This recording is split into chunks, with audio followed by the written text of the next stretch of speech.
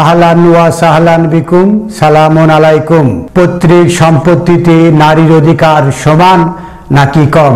মহাবিশ্বকর গ্রন্থ আল কোরআন থেকে আমরা দেখব সূরা আন-নিসা আয়াত 11 ইউসিকুমুল্লাহু ফি আওলাদিকুম। মহান আল্লাহ আমাদের জন্য ওসিয়ত করছেন, ইউসিকুমুল্লাহ আপনাদের জন্য ওয়াসিয়ত হলো, ফি আওলাদিকুম আপনাদের সন্তান সন্ততির বিষয়ে, লিজ্জাকারি মিসলু হাজ্জিন উনসায়াইন। লিজ্জাকার, এই যে লিজ্জাকার মিসলু হাজ্জিন উনসায়াইন, তো লিজ্জাকার এটা মুজাক্কার পুত্র সন্তান, মিসলু অনুরূপ, হাজ্জিন শেয়ার, হাজ্জিন অর্থ শেয়ার অথবা অংশ অথবা ভাগ, উনসায়াইন দুই কন্যা সন্তানের। আমরা দেখতে পাচ্ছি জাকার ওয়াহেদ মুজাক্কার একজন এবং উনসায়াইন এখানে দুইজন অর্থাৎ তিনজন, সম্পত্তির ভাগ সমান হবে। এখানে কোনোভাবে বলা হয় নাই লিজাকারি দেফুন মিসল হাজ্জা উনসাইন, যে পুরুষের জন্য দ্বিগুণ, অথবা এরকমও বলা হয় নাই লিল উনসা নিসফুন হাজ্জি লিজাকার, পুরুষের তুলনায় নারী অর্ধেক, এরকমও বলা হয় নাই। এই আয়াতের 4 আয়াত আগে আমরা দেখব আয়াত নাম্বার 7, লিরিজালি নাসিবুম মিম্মা তারাকা ওয়ালিদানি ওয়াল আকরাবুন। লিরিজালে পুরুষের জন্য নাসিবুন একটা অংশ রয়েছে, মিম্মা তারাকা ওয়ালিদান তার পিতা এবং মাতা যা রেখে গেছে, ওয়াল আকরাবুন অথবা নিকট আত্মীয় যা রেখে গেছে, ওয়ালিন নিসাই নাসিবুন এবং নারীর জন্য একটা অংশ, মিম্মা তারাকা ওয়ালিদানে যা তার পিতামাতা রেখে গেছে, ওয়াল আকরাবুন এবং নিকট আত্মীয় যা রেখে গেছে, তার এক অংশ নারীর জন্য রয়েছে। অর্থাৎ নারী এবং পুরুষ সমানভাবে আল কোরআনে দেখানো হয়েছে।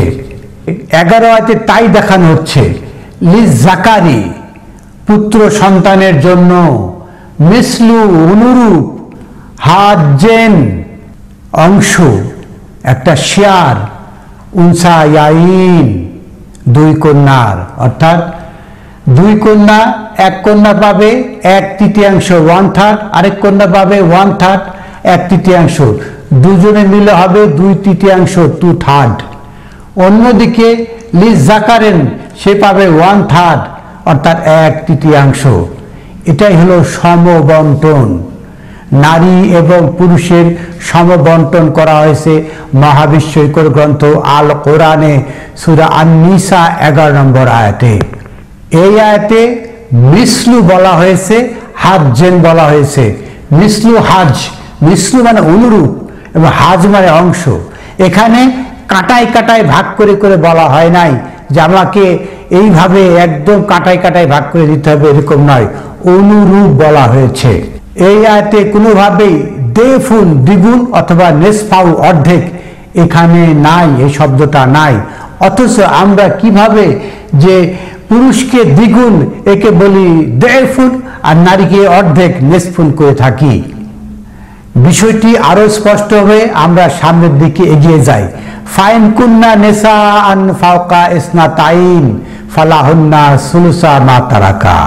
ফাইন কুন্না নেসা, তাহলে এমরাতুন এমরাতানে নেসাউন, যখনই নেসাউন হয় অর্থাৎ পিছিয়ে যায়, নারীরা কম পায়। কখন কম পায়? ফাইন কুন্না নেসাআন, যখন নারী দুইয়ের অধিক হয়, অর্থাৎ ফাইন কুন্না নেসাআন ফাওকা ইসনাতাইন, যে দুইয়ের অধিক নারী হয়, ফালাহুন্না সুলুসা মা তারাকা, তাহলে তারা পাবে 2/3। প্রথমে যে বন্টন রয়েছে, পুত্র সন্তানের জন্য 1/3 এবং দুই কন্যার জন্য 1/3 যোগ 1/3 2/3। কন্যা সন্তান 2-এর অধিক 10 পর্যন্ত হতে পারে, তখনও এই সম্পত্তি 2/3 বেশি তারা পাবে না। এখানেই নারী অধিকার, নারীরা কম পেয়ে থাকে। এর যুক্তিযুক্ত কারণ রয়েছে। যদি 1/3 বেশি সম্পদ যদি চলে যায় নারীদের মধ্যে, তাহলে নারীদের পিতার ঘরে আসার কোনো সুযোগ থাকবে না।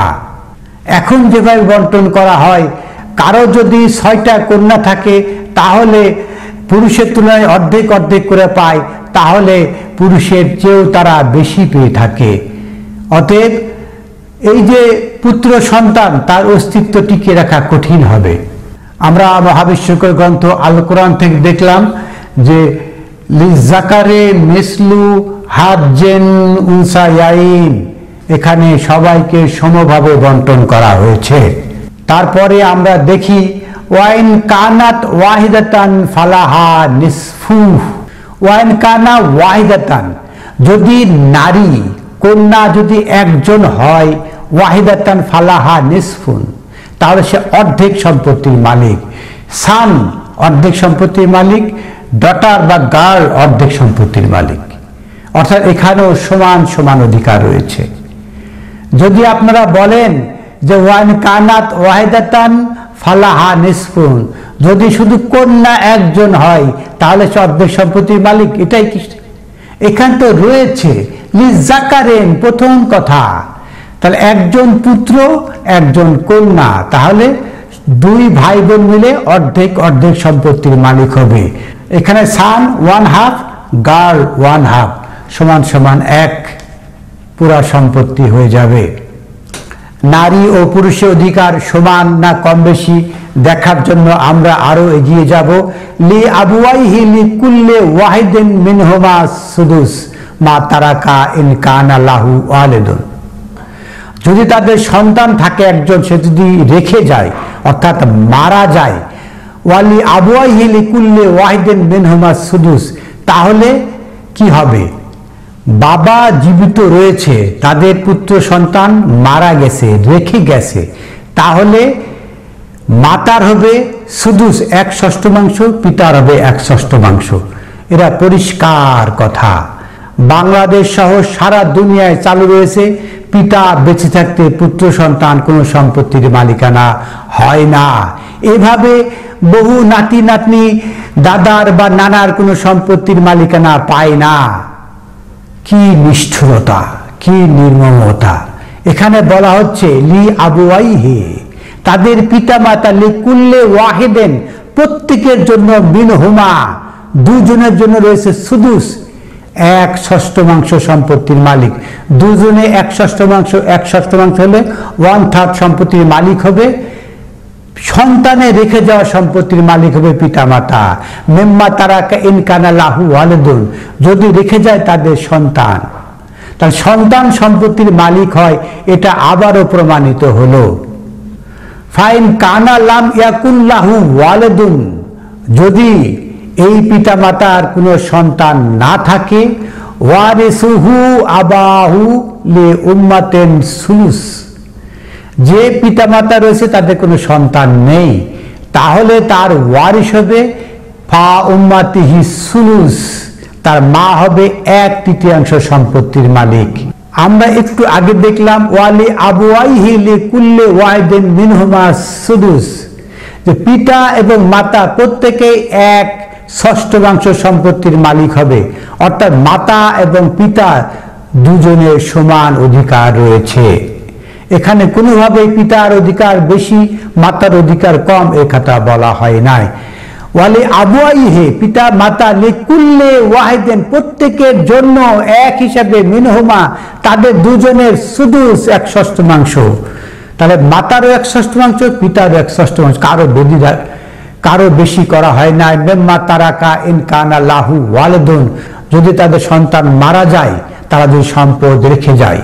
ফাইন লাম ইয়াকুন লাহু ওয়ালিদুন, যদি তাদের সন্তান না থাকে, ওয়ারিসুহু, সেই সম্পদের ওয়ারিস হবে আবাহু ফালে উম্মাতিহি সুলুস, তাহলে তাদের সম্পত্তির 1/3 মালিক হবে তার মা।